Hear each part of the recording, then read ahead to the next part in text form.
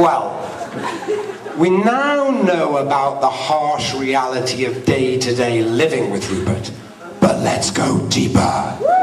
Let's comb back his 3 remaining hairs, pull up his workman's bottom-revealing trousers, and explore who exactly is the man behind the sweaty man lying prostrate on Dava's couch. What makes Rupert Silver take whiskey? Sorry, I lied. It's online gaming. No, I lied again. It's crisps. Yes, crisps. Yes, it's true. Rupert is a little bit bigger than he was in his heyday, but it's no disaster, ladies and gentlemen. It's more Robbie Williams and Claire from Steps. But seriously, if I was going to touch on a couple of themes of paramount importance to Rupert, it would have to be family, friends, and pranks. Terrifying, death-defying, often illegal. Geneva Convention on Human Rights breaching pranks. More on them later. My family, the Ross family, have been particularly close to the Silvers for decades. Sometimes a little too close. My first interaction with a Silver was actually when Rupert's dear late father, Uncle Manny Oliver Sholem, our family doctor, delivered me. How did I show my gratitude? Well, in the only way I knew how. I urinated in his face.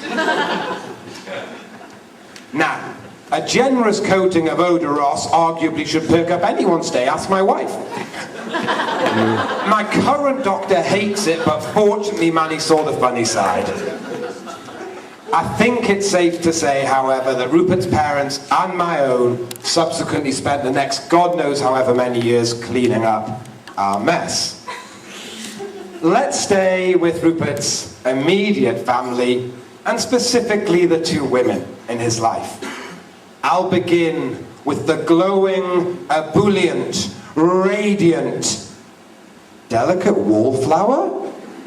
That is Auntie Therese. Being serious.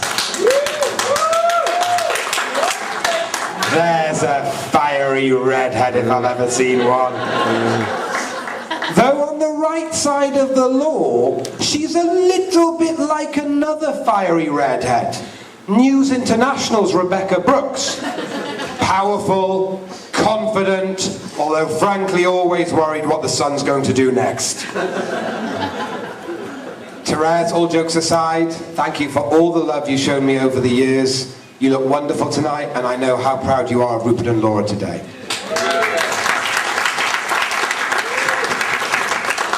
And then there's Alex.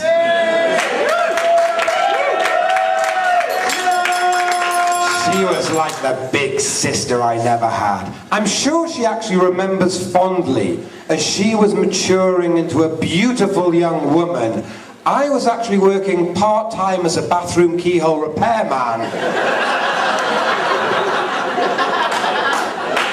I think the Silvers were a little surprised to find out exactly how faulty their bathroom locks were. It was hard work, that I tell you.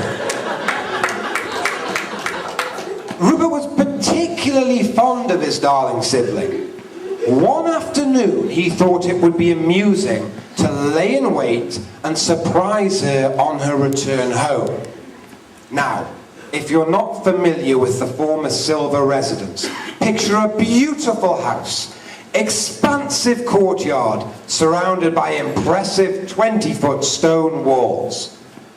Well, Rupert was positioned just inside the walls, out of sight, waiting patiently for Alex to return home. 3 hours later, she pulled up in her car outside the house, walked through the gate to be confronted by Rupert dressed head to toe in black. Black trench coat, black balaclava. Oh, I almost forgot. Brandishing his father's shotgun. Needless to say, Alex let out a blood-curdling scream, ran back into the car where she started hyperventilating. She's been hyperventilating ever since. Now the stuff of urban legend. Jewish mothers in Newcastle warn their children that if they don't behave, the gun-toting, podgy, wheezy balaclava man is going to get them. Alex, you look stunning today. As far as your dad's concerned, I know just how much you love and miss him, and how he is in your thoughts all the time. I too loved him. He would have been unbelievably proud of what you've achieved in your professional career, and even more so with you and Laura today. He would have also schlepped some serious nachas with your Haftorah performance at your Uvrav last month. Was it as good as my own Haftorah just the week before? Well, in this battle of Strictly Come Davening, it might sound a little bit Craig Revel Horwood of me. I could only give your rendition an 8 out of 10. You did stumble on the word ahava, which necessitated a 2-point deduction. Seriously though, I'm not a particularly religious man these days, but if there is a doctor's office up there in the sky somewhere, you can bet your bottom dollar that Manny Silver is taking a break from manipulating the backs of deceased members of the Newcastle Jewish community and looking down on you and Laura with tremendous love and affection today.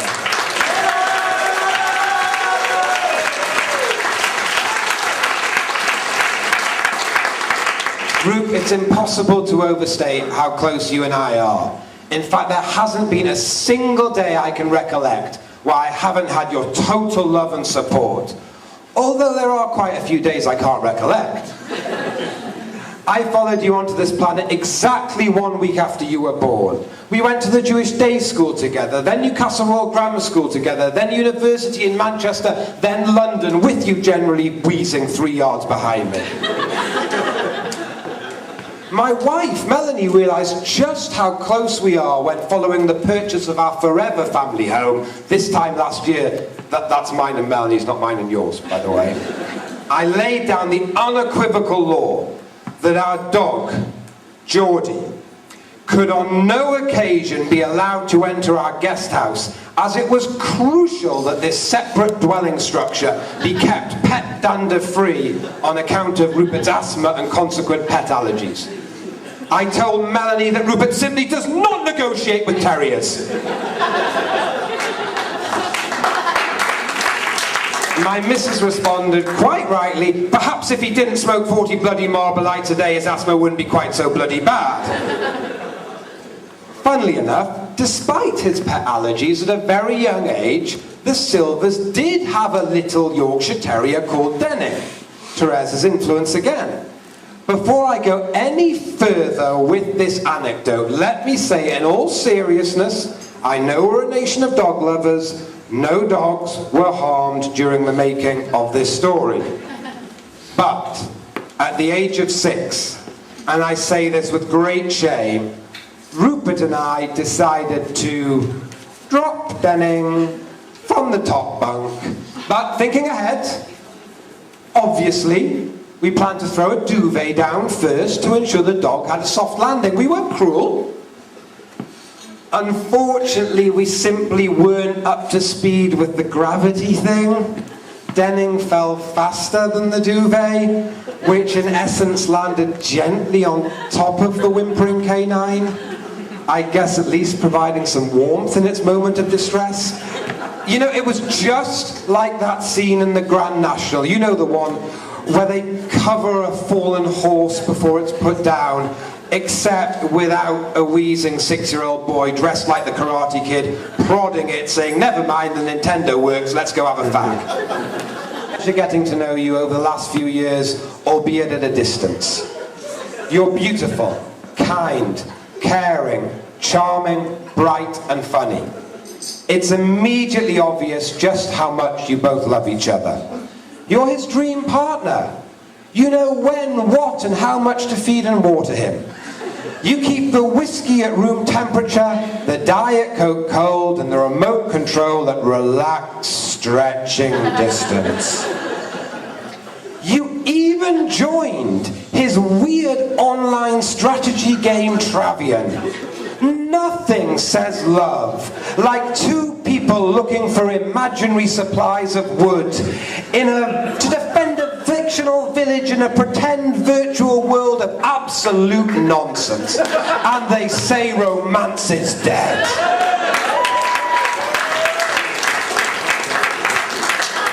Rup, Davra and I have roasted you pretty badly today, but you know how much we love you and are honoured to be your best man. You and I could not be more different if we tried. I have more hair on my big toe than you do on your entire head. I worry about everything. You haven't worried about anything ever.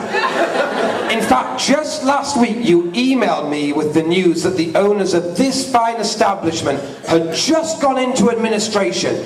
Did you spring into action, contacting the wedding planner, the caterer, in a state of frantic yet effective organisational paranoia?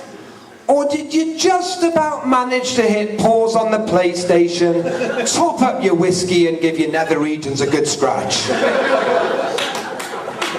Anyway, not to worry, I'm sure they'll pop straight back into the black once you've paid your minibar bill.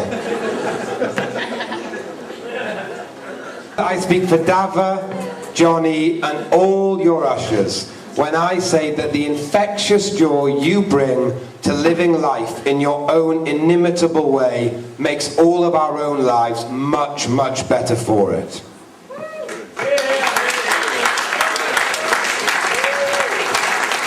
So without further ado, ladies and gentlemen, let's not waste any more of Rupert's valuable drinking time. Please be upstanding, charge your glasses, and toast with me and Dava, the wonderful Mr. and Mrs. Silver, Rupert and Laura.